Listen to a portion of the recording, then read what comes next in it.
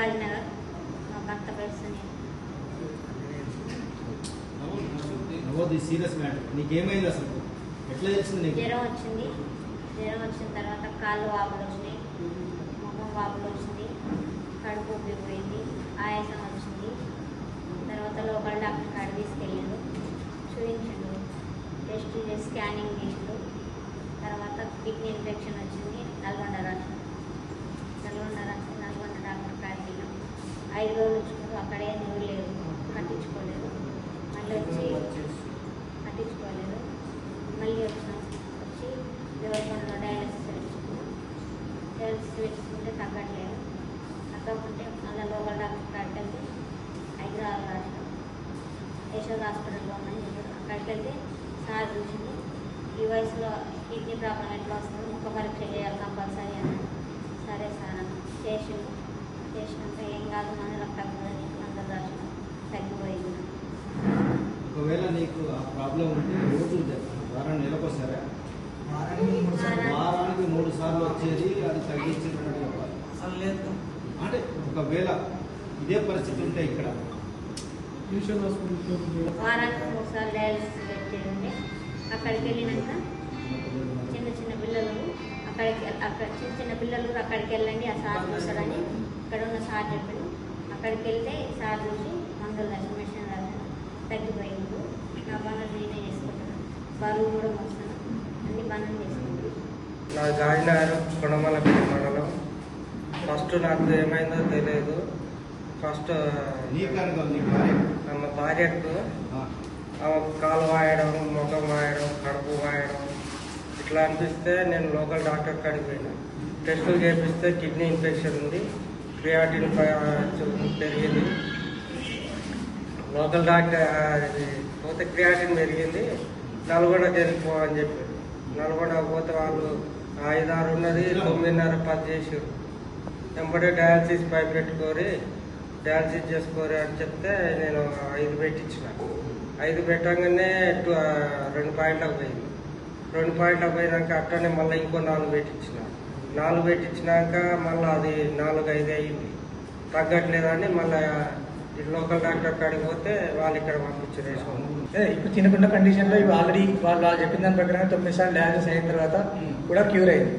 ఆ 9 కాస్త 20-30 సార్లు అయింది అనుకోండి. ఆ కిడ్నీ పనితీరు అనేది మెల్లగా ఇప్పుడు మనకి రెస్ట్ అలవాటు పడితే ఏమవుతుంది, ఒకటేసారి పని చేయమంటే చేయలేము. అదేవిధంగా మా బాడీలో అవయవాలు కూడా అట్లే ఉంటాయి.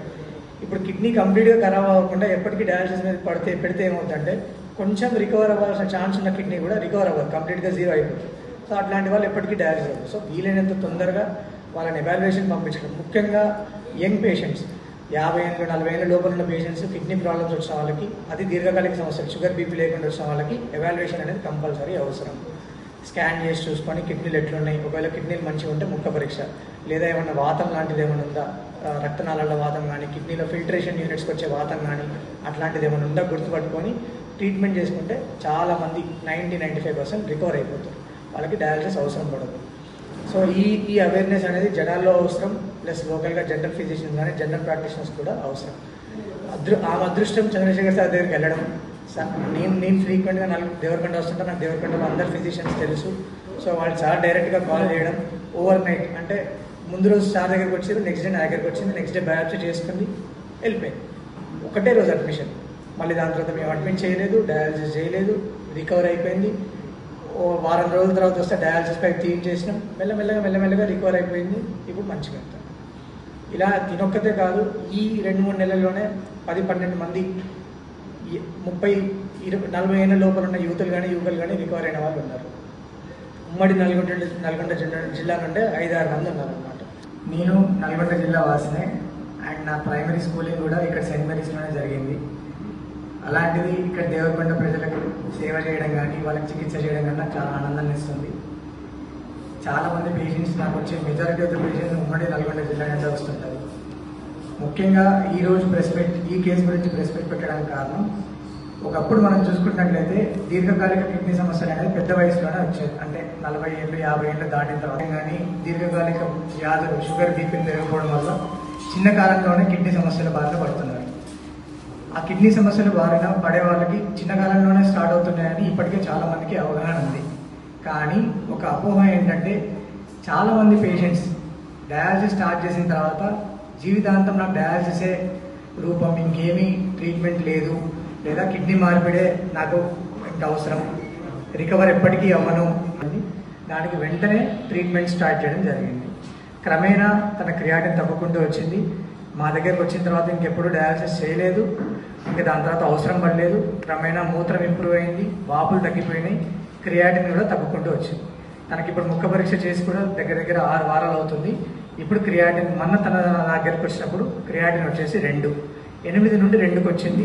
ఇంకా కూడా క్రియాటిన్ నార్మల్ అవుతుంది, ఎందుకంటే తన కిడ్నీలలో దీర్ఘకాలిక సమస్య లేదు, రికవర్ అయ్యే ప్రాబ్లం ఉంది కాబట్టి తన మందులు స్టార్ట్ చేయడం వల్ల రికవర్ అయింది. ఒకవేళ మా దగ్గరికి రాకపోతే, నేను చూడకపోతే, లేదా ఒక నెఫ్రాలజిస్ట్ చూడకపోతే ఏం జరిగేది పేషెంట్? ఎప్పటికీ ఇలానే డయాలసిస్ మీద ఉండేది పేషెంట్. క్రమేణా కిడ్నీ ప్రాబ్లం లేకుండా కూడా క్రమేణా మనం డయాలసిస్ చేసినట్టయితే కిడ్నీ పనితీరు అనేది క్రమేణా తగ్గిపోయి వాళ్ళు ఇంకా జీవితాంతం డయాలసిస్ మీదకే వెళ్ళేది. మా దగ్గర ఇన్హౌస్ రేడియాలజిస్ట్ ఎప్పుడు అవైలబుల్ ఉంటారు. రేడియాలజిస్ట్ ఒక్కరే కాదు, తనకి రేడియాలజిస్ట్ అవసరం కాబట్టి అట్లా చెప్తున్నాను. కానీ అన్ని డాక్టర్స్ రౌండ్ ద క్లాక్ 24 గంటలు కూడా అవైలబుల్ ఉంటారు కాబట్టి పని వెంటనే అయిపోతుంది. ఇప్పుడు తనకు ఒక్క రోజులో ముక్క పరీక్ష అయిపోయి వెంటనే పంపించేసినాం. అనవసరంగా అడ్మిట్ చేసుకోవడం, అనవసరంగా డయాలసిస్ చేయడం లాంటివి జరగకూడదు. సామాన్యంగా ట్రీట్మెంట్ ఖర్చు అంటారా, ఒక్కొక్క జబ్బుకి ఒక్కొక్క రకమైన ట్రీట్మెంట్, ఒక్కొక్క పేషెంట్ వారాలు ఉండొచ్చు, నెలలు కూడా ఉండొచ్చు హాస్పిటల్లో ట్రీట్మెంట్ నిమిత్తం. దాని విధంగా ఖర్చు పెరిగి ఖర్చు తగ్గే అవకాశం ఉంటుంది. కానీ అనవసరమైన ట్రీట్మెంట్ డిలే చేయడము, అనవసరంగా డయాలసిస్ చేయడము అట్లాంటివి అయితే జరగవు. ట్రాన్స్ప్లాంట్ విషయానికి వస్తారా, మన ఏరియాలోనే లాస్ట్ ప్రెస్ మీట్ మనం ట్రాన్స్ప్లాంట్ విషయంలోనే చేసుకున్నాము. ఆ పేషెంట్ హాలియావాసి, డయాలసిస్ లేకుండా లాస్ట్ స్టేజ్లో ట్రాన్స్ప్లాంట్ చేసాం మనం. ఒక్క డయాలసిస్ కూడా అవ్వలేదు పేషెంట్కి. ఆ పేషెంట్ ఆ ప్రెస్ మీట్కి రాలేకపోయాడు కొన్ని కారణాల వల్ల. కానీ ఒక్క డయాలసిస్ కూడా చేయకుండా కిడ్నీ లాస్ట్ స్టేజ్, అంటే ఇర్రివర్సిబుల్ డ్యామేజ్, అంటే రికవర్ అవ్వని డ్యామేజ్ ఉంది. చిన్న వయసు కాబట్టి డయాలసిస్ చేస్తే ఫర్దర్గా ప్రాబ్లమ్స్ ఉంటాయి కాబట్టి డయాలసిస్ లేకుండా డైరెక్ట్గా క్రియాటిన్ R ఉన్నప్పుడు ట్రాన్స్ప్లాంట్ చేసేసాం. సో ట్రాన్స్ప్లాంట్ అనేది ఓన్లీ హై ప్రొఫైల్ వాళ్ళకే కాదు. ట్రాన్స్ప్లాంట్ అనేది ఇప్పుడు 8 నుండి 10 లక్షలు ఖర్చే. ట్రాన్స్ప్లాంట్ అనేది 8 నుండి 10 లక్షల ఖర్చు అనేది ఈ రోజుల్లో చాలామంది పెట్టుకోగలరు. అండ్ అదే కాకుండా ఇప్పుడు ఉంటుంది.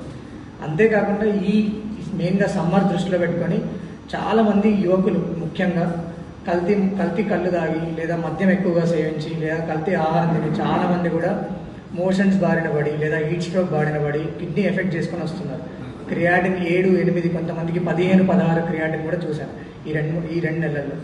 వాళ్ళు కూడా వీలైనంత వరకు కల్తీ కళ్ళు కానీ, మద్యం ఎక్కువగా సేవించడం కానీ, లేదా కల్తీ ఆహారం కానీ మానుకొని వీలైనంత వరకు నీడ పట్టున పని చేసుకోవడం వల్ల కూడా ఆ కిడ్నీ మీద ఎఫెక్ట్ అనేది ఈ ప్రాబ్లమ్స్ వల్ల ప్రివెంట్ చేసుకోవచ్చు. సో ఆ అవేర్నెస్ కూడా మెయిన్గా మనం చూసుకునేది నల్గొండ, ఖమ్మం, మహబూబ్నగర్ ఏరియాలో వేడి ఎక్కువ ఉండడం వల్ల కానీ, ఇంకా మల్టిపుల్ రీజన్స్ వల్ల కానీ ఈ ప్రాబ్లమ్స్ అనేది ఈ ఏరియాలలో ఎక్కువ చూస్తుంటాం. సో ఈ ఏరియా ప్రజలు ముఖ్యంగా వీటి గురించి కూడా కొంచెం అవగాహన అవసరము. నీడ పట్టున పని చేసుకోవాలి. కల్తీ మద్యం కానీ, కిడ్నీ ప్రాబ్లమ్స్ అయితే క్యూర్ అవ్వవు. డయాలసిస్ మీద ఉన్న పేషెంట్స్ కూడా చాలామంది న్యాచురోపతి ట్రై చేస్తున్నారు. టెంపరీ మాత్రమే, వాళ్ళకి టెంపరీ రిలీఫ్ ఉంటుంది, వారం 10 రోజులు రిలీఫ్ ఉంటుంది, డయాలసిస్ నుండి ఫ్రీ అవుతారు. నెలకి మళ్ళీ డయాలసిస్ మీదకి రావాల్సిందే. కిడ్నీ ఫెయిల్ అయిన వాళ్ళకి ఉత్తమమైన ట్రీట్మెంట్ వచ్చేసి కిడ్నీ మార్పిడి అవకాశం లేని వాళ్ళు డయాలసిస్. కానీ వీలైనంత వరకు కూడా అక్కడి వరకు వెళ్లకుండా ముందే గుర్తుపట్టి ట్రీట్ చేసుకోవడం ఉత్తమం.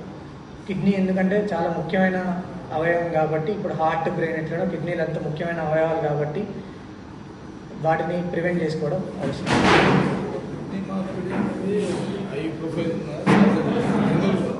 సామాన్య మానవులకు కిడ్నీ డయాలసిస్ కానీ, కిడ్నీ వ్యాధి కానీ యశోద హాస్పిటల్కి వస్తే చాలా ఎక్స్పెన్సివ్ అనేది ఒక అభావం ఉన్నది.